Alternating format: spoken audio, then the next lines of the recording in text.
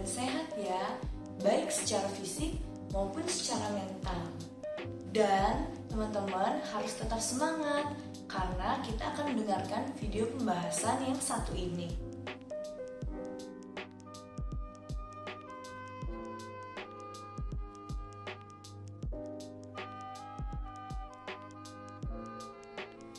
Perkenalkan, nama saya Esra Bella Jessica Syanturi. Pada kesempatan kali ini, saya dan rekan saya akan membahas chapter 13 mengenai Giving Presentation and Leading Discussion. Kita memulai rangkaian pembahasan mengenai Giving Presentation and Leading Discussion. Terdapat hal-hal yang harus disepakati bersama terlebih dahulu.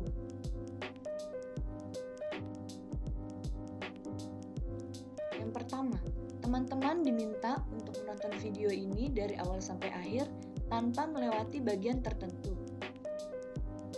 Kedua, posisikan diri senyaman mungkin selama menonton video ini. Ketiga, teman-teman disarankan menyiapkan notes untuk mencatat hal-hal yang menurut Anda penting. Keempat, teman-teman diperbolehkan untuk minum. Dan yang terakhir, apabila teman-teman memiliki pertanyaan, silakan tuliskan di kolom komen atau kontak person trainer yang bersangkutan. Pembahasan mengenai Giving Presentation and Leading Discussion terdiri dari 6 pokok materi yang menjadi inti dari pembahasan kita hari ini. Materi pertama yaitu tentang Knowing Your Group. Materi kedua yaitu tentang Organizing Your Presentation. Materi ketiga yaitu tentang Watching Your Body Language. Materi yang keempat yaitu tentang Adding Visuals. Materi kelima yaitu tentang Making Smooth Transition. Dan materi yang keenam yaitu tentang Facilitating a Lively Discussion. Pasti teman-teman bertanya-tanya, kenapa sih penting untuk membahas keenam materi tersebut dalam pembahasan kali ini? Nah, tujuan kami memberikan tips and trick dalam menjelaskan mengenai Giving Presentation and Leading Discussion adalah untuk membuat Anda dapat membawakan presentasi dan memimpin diskusi yang baik dan benar, sehingga audiens Anda dapat memahami materi yang sedang Anda bawa. Coba bayangkan apabila Anda sudah menyiapkan materi yang berkualitas, namun karena Anda tidak dapat menyampaikannya dengan baik dan benar, akibatnya materi tersebut tidak dapat terserap dengan baik juga oleh audiens dan menjadi sia-sia. Sangat disayangkan, bukan? Maka dari itu, dengan tips-tips yang akan kami berikan, kami harap Anda kedepannya dapat menyampaikan presentasi dan memimpin diskusi dengan baik dan benar. Sebelum dimulai, saya ingin bertanya, menurut Anda, bagaimana presentasi dan diskusi yang baik dan benar itu? Coba tuliskan 3 hal yang menurut Anda penting ketika menyampaikan presentasi atau memimpin sebuah diskusi. Sudah? Apabila sudah, jawaban Anda disimpan dulu ya. Kita akan mulai masuk pada materi yang pertama. Materi pertama akan dijelaskan oleh rekan saya, Reina.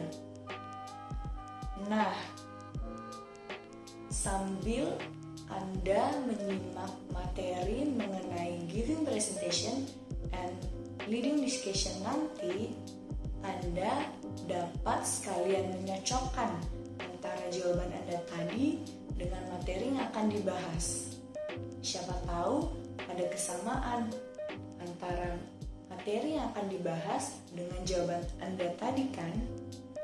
Halo teman-teman semua, kali ini saya akan menjelaskan materi yang pertama, yaitu Knowing Your Group.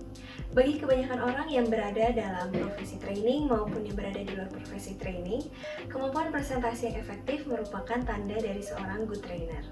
Agar menjadi efektif, pertama-tama pertimbangkan sifat peserta. Hal ini dapat dilihat dari latar belakang dan alasan peserta hadir ke dalam training. Kemudian, Anda harus menyesuaikan komentar secara khusus kepada para peserta. Hal ini merupakan langkah pertama yang dapat dilakukan agar terciptanya presentasi yang sukses. Semakin Anda sadar dengan keberadaan peserta, maka semakin besar pula peluang Anda untuk menyesuaikan komentar dengan kebutuhan peserta. Terdapat pula beberapa tips yang dapat membantu Anda untuk lebih terhubung dengan peserta. Tips yang pertama yaitu menjadikan training sebagai hal personal bagi peserta. Peserta akan memusatkan perhatian jika peserta berpikir Anda akan menjawab pertanyaan yang dianggap paling penting bagi peserta. Tips yang kedua, pahami mengapa Anda mengikuti training tersebut. Anda harus dapat menyesuaikan diri dengan lingkungan yang ada pada saat presentasi nanti. Maka dari itu, buatlah antisipasi jika persepsi peserta berbeda dengan persepsi Anda. Dan siapkan pula reaksi apa yang akan Anda berikan jika menghadapi situasi tersebut. Yang ketiga, bicaralah menggunakan bahasa yang dapat dipahami oleh peserta. Hindarilah menggunakan jargon atau bahasa asing yang dapat membingungkan peserta. Berikanlah contoh yang berhubungan dan sesuai dengan peserta. Nah, Anda tadi telah menyimak materi yang pertama mengenai Knowing Your Group. Sekarang kita akan beralih pada materi yang kedua mengenai Organizing Your Presentation. Seperti yang kita ketahui, bahwa format presentasi itu dapat berbeda-beda, bergantung pada training yang diberikan. Namun, ternyata terdapat prinsip-prinsip dasar dalam menyampaikan presentasi yang baik dan benar. Prinsip-prinsip tersebut tercakup ke dalam 10 poin yang akan saya bahas satu persatu. Poin pertama, pastikan pembukaan presentasi Anda berjalan dengan efektif. Pembukaan presentasi yang efektif melibatkan kegiatan menceritakan bagaimana materi dapat diterapkan di dalam kehidupan nyata. Anda juga dapat menanyakan pendapat dan pandangan peserta atau apa yang peserta sudah ketahui sebelumnya mengenai materi yang akan dibahas. Mari kita simak contoh berikut ini. Ini merupakan contoh yang kedua.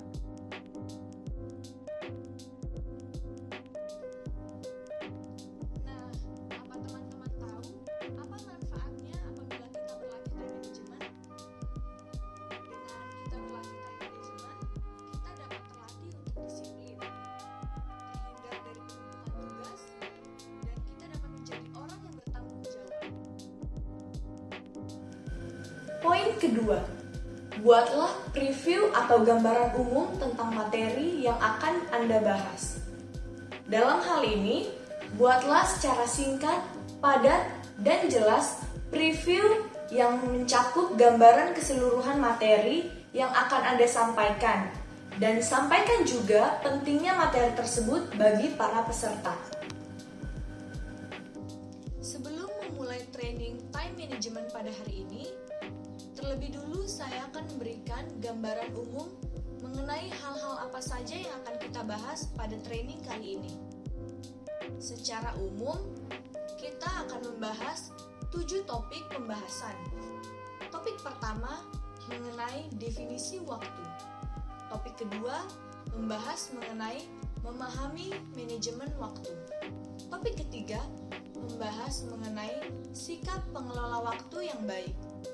Topik keempat membahas mengenai mengenal berbagai tools dalam manajemen waktu. Topik kelima membahas mengenai skala prioritas. Poin ketiga, tunjukkan poin-poin penting dalam presentasi Anda. Dalam hal ini, batasilah materi yang akan Anda berikan. Hal ini dilakukan karena setiap peserta memiliki rentang perhatian yang terbatas. Poin keempat, susunlah materi step by step atau dengan urutan yang jelas. Sebelum melakukan presentasi, sebaiknya susunlah materi secara logis dan buatlah materi menjadi langkah-langkah yang jelas, koheren, dan eksplisit. Poin kelima, hindari menyampaikan materi yang keluar dari konteks pembahasan. Anda hanya perlu fokus pada informasi yang menjadi tujuan Anda untuk dipahami oleh peserta. Dan jangan sampai keluar dari konteks pembahasan ketika menyampaikannya, agar tetap menjaga minat peserta pada presentasi. Poin yang keenam, sampaikan secara jelas perpindahan transisi dari topik sebelumnya ke topik selanjutnya. Hal tersebut dapat dilakukan dengan menggunakan pernyataan yang secara eksplisit dapat menyatakan perpindahan topik. Lalu, hubungkan materi yang dibahas sebelumnya dengan materi yang akan dibahas selanjutnya. Poin ketujuh, buatlah materi sespesifik mungkin. Hal ini dapat dilakukan dengan menggunakan contoh-contoh atau analogi yang dapat menjelaskan materi secara jelas.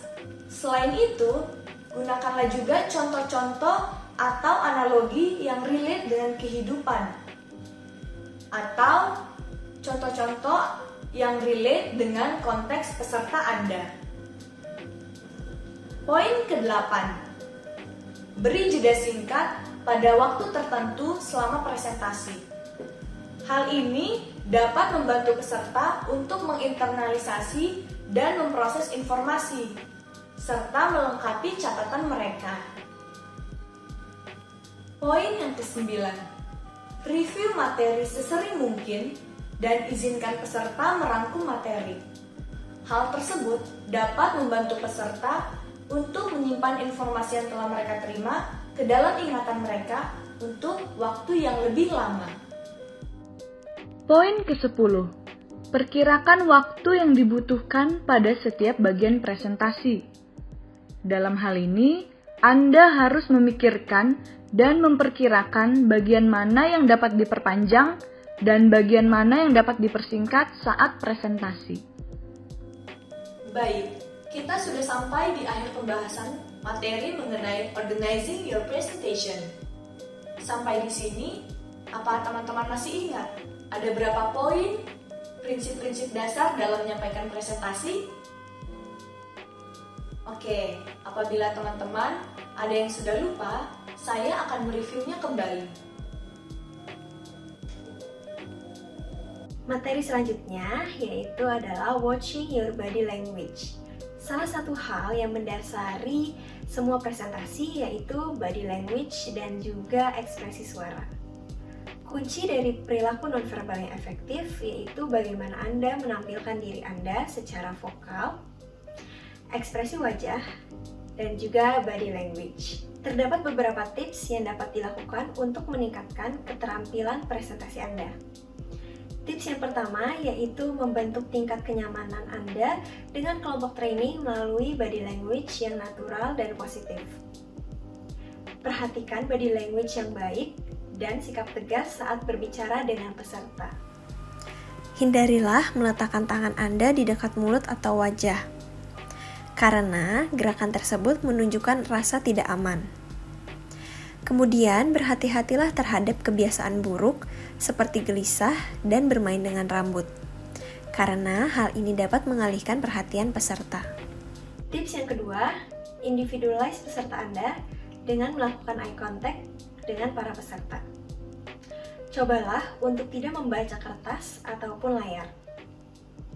Lakukanlah eye contact kepada peserta selama kurang lebih 5 detik. Dan beralihlah dari satu peserta ke peserta lainnya. Tips yang ketiga, tetap perhatikan kecepatan dan volume suara Anda. Bicaralah dengan volume yang tidak terlalu pelan dan tidak terlalu keras.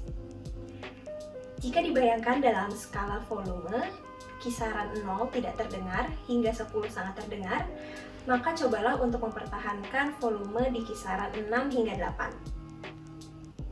Kemudian, dengan menggunakan kecepatan dan nada suara yang bervariasi, dapat membantu Anda untuk tetap menjaga perhatian peserta. Tips yang keempat, cobalah untuk mengubah kebiasaan bicara yang mengganggu. Penggunaan filler seperti dan jika dilakukan secara terus-menerus atau berulang-ulang akan terkesan jengkel oleh para peserta.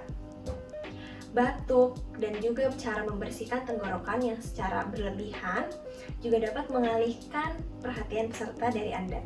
Selain tips-tips yang tadi, Anda juga dapat berlatih dengan cara merekam diri Anda sendiri.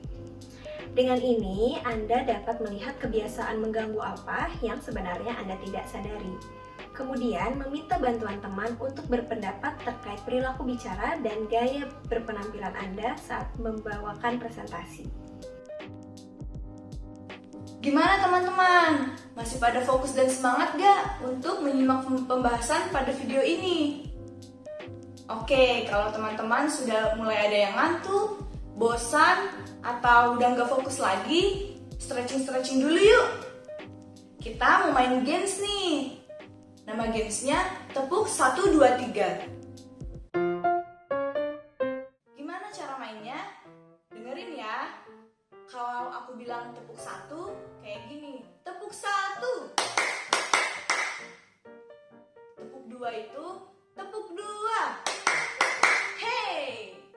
Nah, kalau teman-teman menyimak video ini bersama dengan teman di sebelahnya, bisa nih sambil tepuk teman sebelahnya, biar kalau temannya sudah ngantuk dan bosan, dia bisa udah nggak ngantuk dan nggak bosan lagi dan bisa kembali fokus. Oke?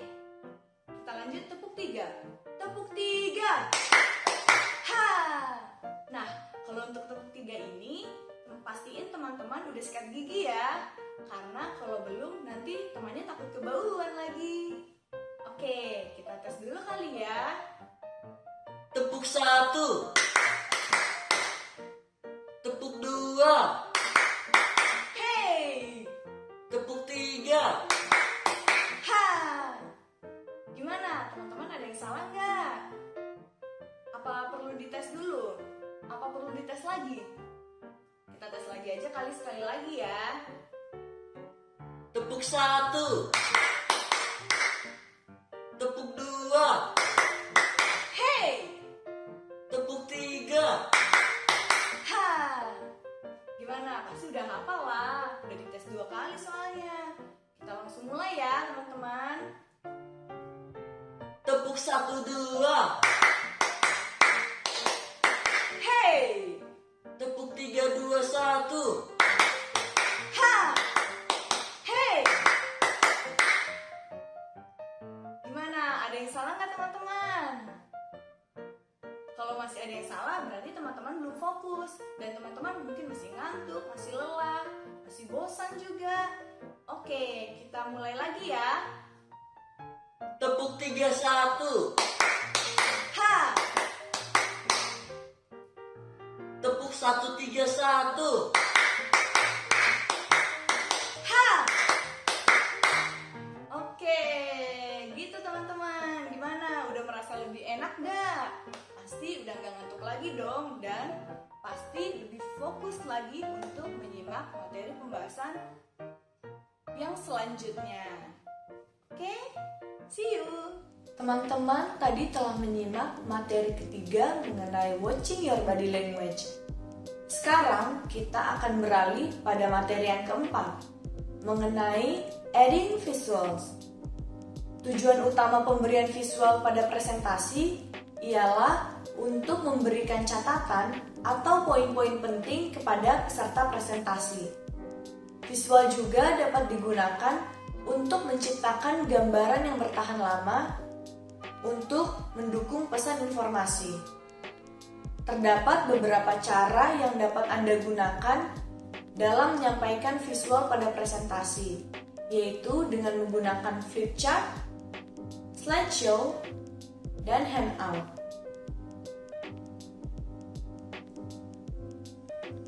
Cara yang pertama yaitu dengan menggunakan flip chart. Penggunaan flip chart untuk menampilkan visual pada presentasi cukup efektif karena flip chart itu murah dan serbaguna. Namun, terdapat juga kekurangan dari penggunaan flip chart dalam presentasi, yaitu tampilannya yang cukup amatir dibandingkan dengan teknologi yang lebih tinggi seperti slideshow dan animasi.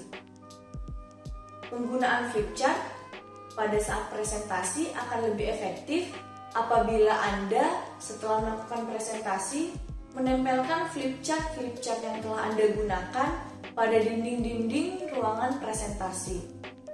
Hal tersebut dapat menjadi pengingat visual yang konstan bagi para peserta presentasi mengenai hal-hal yang sudah Anda bahas selama sesi presentasi. Dalam penggunaan flip chart untuk menampilkan visual pada presentasi, terdapat beberapa petunjuk yang dapat Anda ikuti.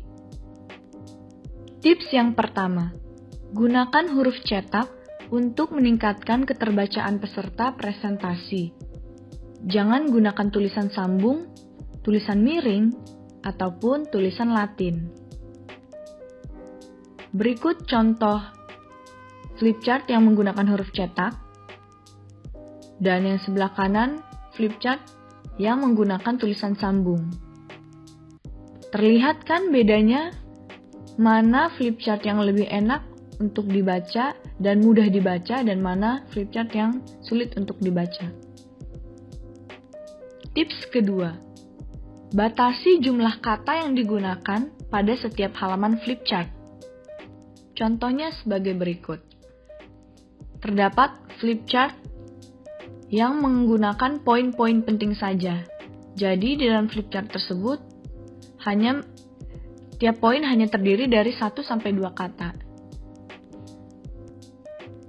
Tips ketiga, gunakan variasi warna dengan tinta berwarna hijau, biru, dan merah pada flip chart Anda yang bertujuan meningkatkan daya pandang peserta presentasi. Contohnya sebagai berikut. Kedua flip chart ini menggunakan tinta warna merah, biru, dan hijau untuk mengundang daya tarik peserta melihat flip chart dan meningkatkan daya pandang peserta presentasi. Tips keempat, tinggalkan halaman kosong di antara lembar halaman flip chart. Hal tersebut bertujuan untuk mencegah warna yang merembes dari tinta pada halaman sebelumnya. Contohnya pada berikut ini. Flip chart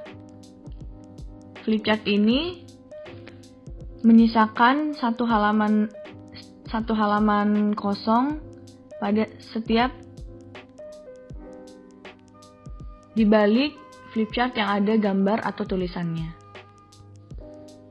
Tips kelima, berikanlah nomor, klip kertas, atau tanda lain untuk menandai bagian atau materi yang penting pada flip chart, sehingga Anda dapat dengan cepat menemukan dan membalik flip chart tersebut.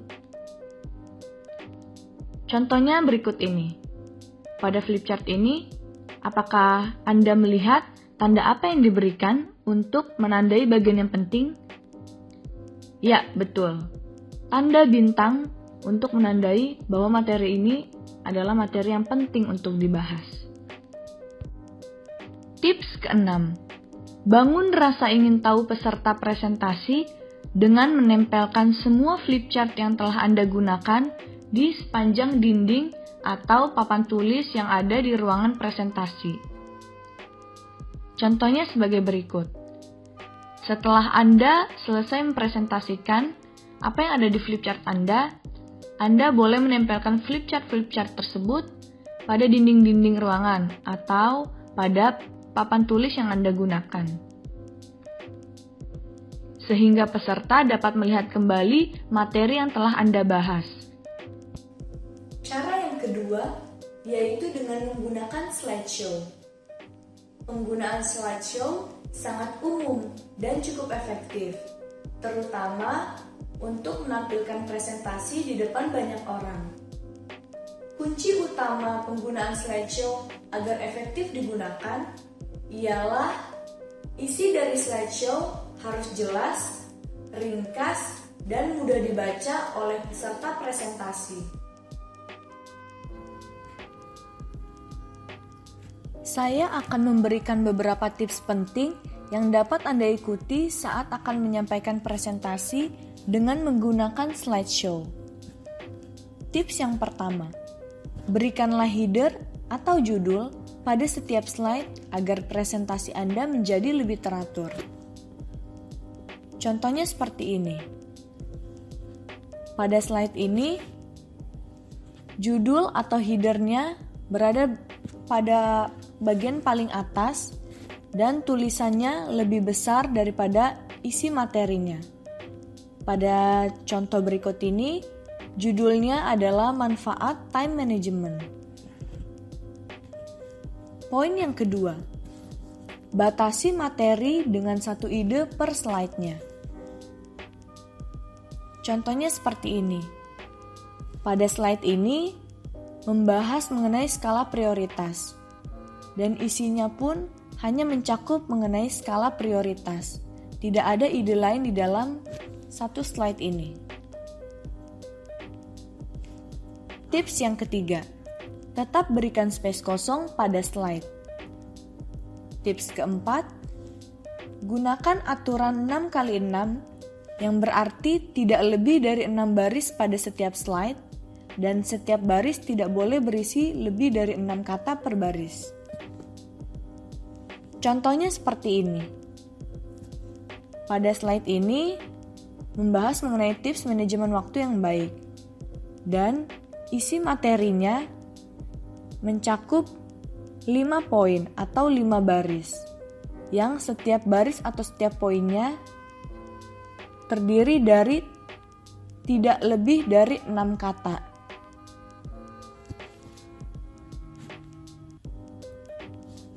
Tips yang kelima, gunakan frasa bukan kalimat lengkap dalam teks presentasi dengan merangkum materi menjadi poin-poin yang penting. Contohnya seperti ini. Pada slide ini membahas definisi waktu yang isi materinya tidak banyak menggunakan kalimat lengkap, hanya dibuat dengan frasa dan dibuat dengan poin-poin penting saja. Tips yang keenam, ganti kata-kata dengan gambar bila memungkinkan. Contohnya seperti ini. Pada slide ini membahas mengenai sikap mengelola waktu yang baik, yang ditunjukkan dengan gambar, yaitu berani mengatakan tidak, dan gambar yang bermakna gunakan waktu sebaik mungkin dengan mengisi waktu dengan kegiatan yang berguna. Tips yang ke-7, batasi penggunaan animasi sekitar 1/3 dari slide Anda. Tips ke-8, jangan berdiri di depan layar proyektor saat menyampaikan presentasi. Tips yang ke-9, nyalakan lampu di ruangan presentasi, karena ruangan yang gelap akan membuat peserta presentasi tertidur dan mengalihkan fokusnya dari Anda. Namun, apabila Anda perlu untuk meredupkan lampu, matikanlah lampu hanya pada bagian paling depan ruangan atau di mana tempat Anda presentasi. Tips yang ke-10, tetaplah menjaga interaksi dengan peserta dengan cara menjelaskan sambil berjalan mendekati peserta atau melakukan diskusi dengan peserta seperti tanya jawab agar dapat tetap terhubung dengan peserta presentasi. Tips ke-11 yang juga merupakan tips terakhir yaitu gunakan slide untuk meningkatkan interaktivitas dalam presentasi dengan cara menampilkan slide. Kemudian, minta peserta untuk mempelajarinya. Selanjutnya, Anda dapat bertanya kepada peserta mengenai informasi yang telah ditampilkan pada slide. Lalu, mintalah peserta berdiskusi satu sama lain mengenai informasi yang ada pada slide. Cara yang ketiga yaitu dengan menggunakan handout. Penggunaan handout pada sesi presentasi dapat membuat peserta terbebas dari beban pencatatan, serta dapat menjadi pengingat visual yang berguna mengenai poin-poin penting yang Anda bahas dalam presentasi. Handout yang efektif seharusnya dibuat secara ringkas dan mudah dibaca. Saat menggunakan handout untuk presentasi, pikirkan baik-baik terlebih dahulu kapan sebaiknya handout tersebut dibagikan. Apabila Anda menginginkan perhatian penuh dari para peserta, bagikanlah handout tersebut di akhir setelah sesi presentasi. Dan katakanlah kepada para peserta bahwa handout yang mencakup poin-poin penting presentasi akan tersedia setelah presentasi. Namun, apabila Anda merasa dengan handout, para peserta akan jauh lebih mudah mengikuti materi presentasi, maka bagikanlah handout tersebut di awal presentasi. Nah, sekarang kita sudah sampai di akhir pembahasan materi mengenai adding visuals. Berarti tandanya itu apa? Tandanya kita harus mereview kembali materi yang sudah kita bahas tadi mengenai adding visuals. Visual yang dirancang dengan baik itu dapat membantu Anda dalam menyampaikan maksud dari informasi yang Anda sampaikan dengan cepat dan efektif kepada para peserta presentasi. Selain itu, visual juga dapat menciptakan gambaran yang bertahan lama mengenai poin-poin utama presentasi kepada para peserta. Apa teman-teman masih ingat? Ada berapa cara yang dapat dilakukan untuk menampilkan visual pada presentasi? Ayo, apa masih ingat gak? Ada berapa caranya? Ya, betul. Ada 3 cara, yaitu dengan menggunakan flip chart, slideshow, dan handout. Materi selanjutnya adalah making smooth transition. Dengan melakukan transisi dari satu topik ke topik selanjutnya, dapat mengingatkan kembali peserta mengenai materi yang sudah dibahas sebelumnya dan dapat membantu Anda untuk menghubungkan ke topik selanjutnya. Terdapat teknik untuk menyatukan bagian-bagian presentasi ataupun menghubungkan suatu program pelatihan. Berikut ini terdapat 5 cara yang dapat dilakukan seorang trainer untuk membuat transisi yang baik. Cara yang pertama yaitu sebutkan referensi periode waktu tertentu. Dengan menyebutkan periode waktu tertentu seperti pagi ini, siang ini, atau kemarin, dapat membantu peserta untuk mengingat kembali program training. Selain itu, dapat memberikan indikasi yang jelas terkait tujuan program training. Cara yang kedua yaitu mereview kembali materi sebelumnya secara singkat. Dengan mereview kembali, dapat mengingatkan kembali para peserta mengenai topik yang sudah dibahas sebelumnya. Dan juga dapat memberikan waktu kepada peserta untuk merenungkan apa yang sudah dipelajari. Dan juga dapat membantu peserta untuk mempersiapkan diri untuk beralih ke topik yang akan didiskusikan selanjutnya. Yang ketiga, periksa agenda. Anda dapat melihat agenda yang ada di dalam ruangan training. Dengan melihat agenda tersebut menjadi referensi Anda untuk membuat transisi ke topik selanjutnya. Cara keempat, merubah alat bantu visual. Dan melakukan hal ini dengan mengganti alat bantu visual yang baru atau menggunakan jenis alat presentasi yang berbeda dapat menjadi sarana bagi Anda untuk memperlihatkan transisi dari topik yang sudah dibahas sebelumnya ke topik yang akan dibahas selanjutnya. Cara yang kelima yaitu merubah format kelompok. Dengan mengatur ulang kelompok menjadi suatu konfigurasi yang baru merupakan cara paling jelas untuk melihat transisi yang pasti dari satu segmen program ke satu segmen program lainnya. Teman-teman sebelumnya telah menyimak materi kelima mengenai making smooth transitions. Sekarang kita akan beralih pada materi selanjutnya, yaitu materi keenam mengenai facilitating lively discussion. Sekaligus menjadi materi terakhir pada pembahasan kali ini. Kebanyakan trainer memulai diskusi setelah presentasi menggunakan tanya jawab dengan pertanyaan klasik seperti apakah ada yang ingin ditanyakan? Atau apakah ada pertanyaan? Nah, seringkali yang terjadi selanjutnya ialah keheningan. Karena peserta bertanya-tanya, siapa nih yang berani untuk berbicara terlebih dahulu? Dan setelah beberapa saat yang hening tersebut, pembicara akan menghela nafas dan berkata, "Baiklah jika tidak ada pertanyaan. Saya berterima kasih kepada semua peserta yang telah mendengarkan presentasi kali ini." Nah, contoh kasus tersebut merupakan bentuk dari diskusi yang tidak hidup. Lalu, bagaimana agar diskusi antara Anda sebagai pembicara dengan peserta presentasi dapat terjadi? Yuk simak pembahasannya lebih lanjut. Memulai diskusi tidak berbeda dengan memulai presentasi. Anda harus membangun minat Anda terlebih dahulu. Mulailah diskusi dengan pertanyaan terbuka seperti, misalnya, apa yang Anda ketahui mengenai time management? Atau misalnya, bagaimana pendapat Anda mengenai orang-orang yang tidak memiliki time management?